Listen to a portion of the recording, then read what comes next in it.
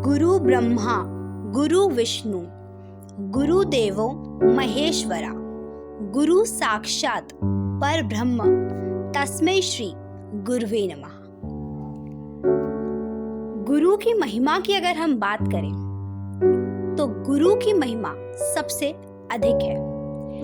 अगर हम यहाँ पर ये सवाल करें कि गुरु और भगवान में बड़ा कौन है, तो उसका जवाब हम एक अद्भुत कहानी से जान सकते हैं। एक जगह पर एक वैराग्यवती नाम की स्त्री रहती थी। वह नित्य प्रति मंदिर में जाती और भगवान विष्णु की पूजा किया करती थी। हर रोज भगवान के लिए नए वस्त्र, आभूषण और प्रसाद लेकर वो रोज मंदिर में आती थी। वैराग्यवती रोज की तरह ही मंदिर में पूजन के लिए आई थी। तभी वहां पर एक चोर आया। उसने देखा कि यह तो बहुत ही सीधी सादी है और नित्य भगवान के दर्शन और पूजा के लिए मंदिर में आती है। उसका पूरा जीवन भगवान की श्रद्धा में ही लीन था।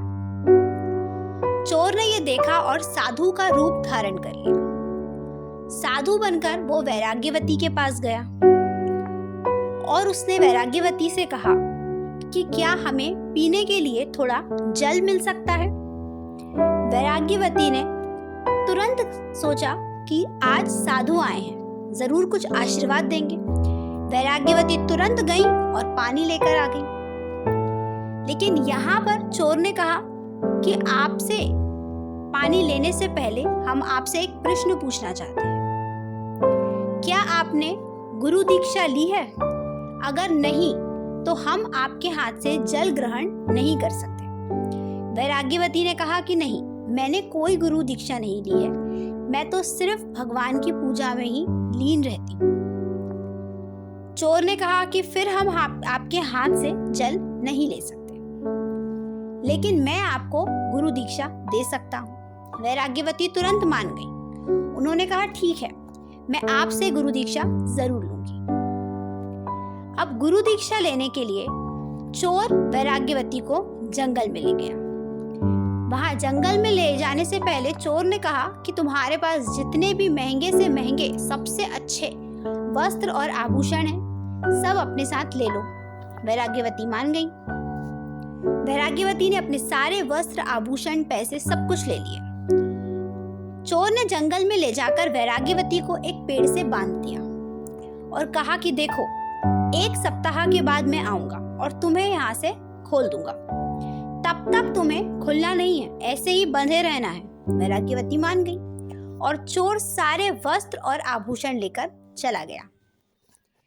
अब जब बहुत रात होने पर भी वैराग्यवती अपने घर नहीं लौटी, वैराग्यवती एक राजा की पुत्री थी, तो राजा उसे ढूंढते ढूंढते जंगल में आए। उन्होंने कहा कि बेटी तुझे कौन बांध गया? उन्होंने कहा गुरु बांध गए मेरे। उन्होंने कहा गुरु बांधते थोड़ी ना है। वैराग्यवती ने कहा कि जो भी है, आप मेरे पिता हैं, लेकिन मैं अपने गुरु से ही खुलूंगी। जब मेरे गुरु आएंगे तभी मुझे खोलेंगे। राजा ने बहुत समझाया पर वैराग्यवती नहीं समझी। अंत में राजा वापस चले गए। ऐसे 3 दिन बीत गए। मंदिर में ना ही कोई पूजा करने वाला था, क्योंकि वैराग्यवती तो बंधी हुई थी।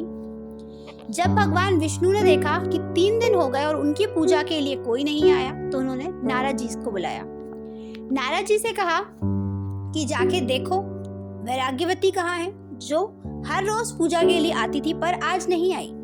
3 दिन हो गए। नारद जी देखने गए। नारद जी ने कहा कि प्रभु, वैराग्यवती को तो एक चोर ने बांध दिया है। अब नारद जी गए वैराग्यवती के पास, तो वैराग्यवती ने कहा कि आपको प्रणाम है देवर्षि नारद, लेकिन मैं खुलूंगी नहीं, क्योंकि मुझे मेरे गुरु ने बांधा है, तो गुरु से ही खुलूंगी। नारद जी ने बहुत समझाया कि वो गुरु नहीं था, वो तो चोर था, ठग था, तुम्हारा सारा सामान लेकर भाग गया।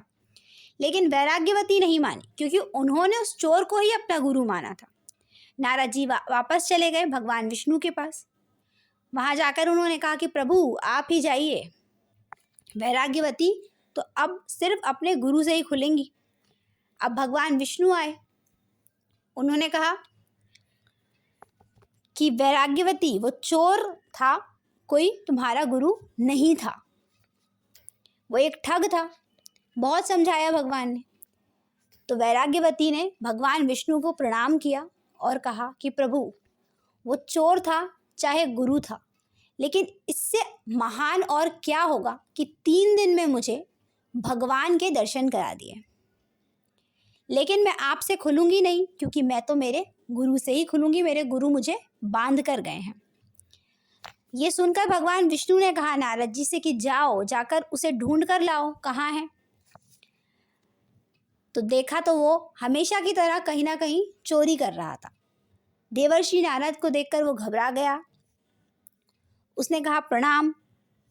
नारद जी ने कहा कि भाई, तुम वैराग्यवती को गुरु बनकर बांध कर आए हो, अब चलो उसे खोल दो।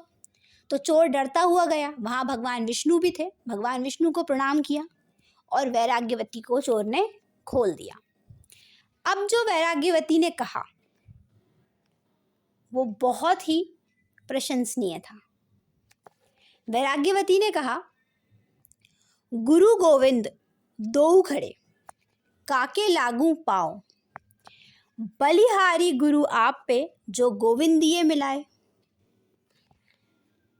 इसका मतलब है कि भले ही वो गुरु चोर था, लेकिन वैराग्यवती ने उसे अपना गुरु माना, और वो गुरु इतना महान जिसकी वजह से वैराग्यवती को भगवान विष्णु के देवर्षि नारद के दर्शन हुए।